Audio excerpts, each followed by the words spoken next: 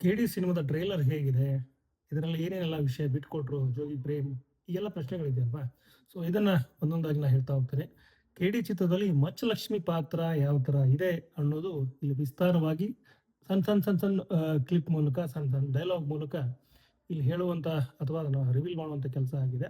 So ಇನ್ನು ಮಚ್ಚಲಕ್ಷ್ಮಿಯ ಪ್ರಿಯಕರ ಅಥವಾ ಪ್ರೇಮಿ ಕಾಳಿದಾಸನ ಅಟ್ಟಹಾಸ ಇಲ್ಲಿ ಭಯಂಕರವಾಗಿದೆ.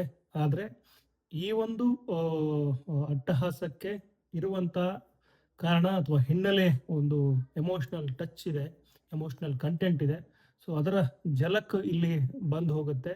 ಪೂರ್ತಿ ಸಿನಿಮಾ ನೋಡಿದಾಗ ಇಡೀ ಸಿನಿಮಾ ಸೊ ಯಾವ ತರ ನಿಮ್ಮನ್ನ ಟಚ್ ಮಾಡುತ್ತೆ ಅನ್ನೋದನ್ನ ಅದರ ಒಂದು ಝಲಕ್ ಅಥವಾ ಅದರ ಒಂದು ಸಣ್ಣ ಸುಳಿವನ್ನ ಧ್ರುವ ಸರ್ಜಾ ಅವರು ಈ ಟ್ರೈಲರ್ ಇವೆಂಟ್ ಏನಿದೆ ಅಂದ್ರೆ ಟ್ರೈಲರ್ ರಿಲೀಸ್ ಇವೆಂಟ್ ಏನಿದೆ ಇದರಲ್ಲಿ ಕೊಟ್ಟಿರುವಂಥದ್ದು. ಅಂದ್ರೆ ನಮ್ದು ಫ್ಯಾಮಿಲಿ ಸಿನಿಮಾ, ಫ್ಯಾಮಿಲಿ ಬಂದು ನೋಡೋ ಒಂದು ಸಿನಿಮಾ, ಆದರೆ ಸ್ವಲ್ಪ ವೈಲೆನ್ಸ್ ಇದೆ ಅಂತ ಹೇಳಿ, ಅಂದ್ರೆ ಫ್ಯಾಮಿಲಿ ಕಂಟೆಂಟ್ ಇರುವಂತ ಕೆ.ಡಿ. ಸಿನಿಮಾ ಅಂತ ಹೇಳಿ ಸೂಚ್ಯವಾಗಿ ಹೇಳಿರುವಂಥದ್ದು.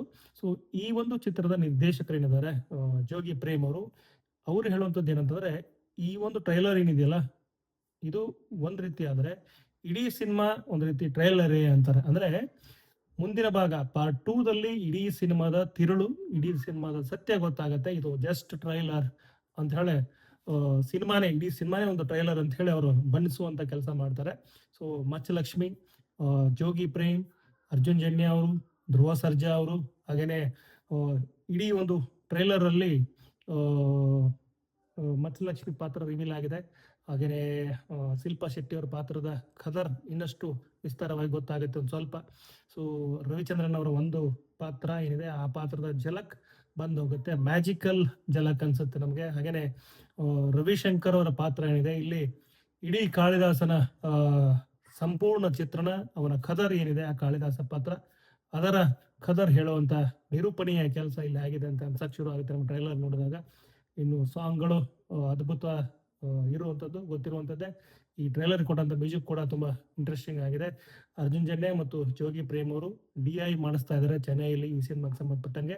ಸೊ 30ನೇ ತಾರೀಕು ಏಪ್ರಿಲ್ 30 ಈ ಸಿನಿಮಾ ರಿಲೀಸ್ ಆಗುತ್ತೆ ವರ್ಲ್ಡ್ ವೈಡ್. ಸೊ ಅದಕ್ಕೆ ಸಂಬಂಧಪಟ್ಟಂಗೆ ಕಾತರದಿಂದ ಎಲ್ಲರೂ ಕಾಯ್ತಾ ಇದ್ದಾರೆ. ರಕ್ಷಿತಾ ಪ್ರೇಮ್ ಅವರು ಕೂಡ ಈ ಸಿನಿಮಾದ ನೋಡ್ಲಿಕ್ಕೆ ಕಾಯ್ತಾ ಇದ್ರೆ, ಬೇಡ್ಕೋತಿದ್ದಾರೆ ಜೋಗಿ ಪ್ರೇಮ್ ಅವ್ರಿಗೆ, ನನಗೆ ತೋರಿಸು ಸಿನಿಮಾ ನೋಡಬೇಕು ಅಂತ ಹೇಳಿ. ಆ ತರದ ಒಂದು ಕ್ರೇಜ್ ಹುಟ್ಟಾಕಿರುವಂತ ಚಿತ್ರ.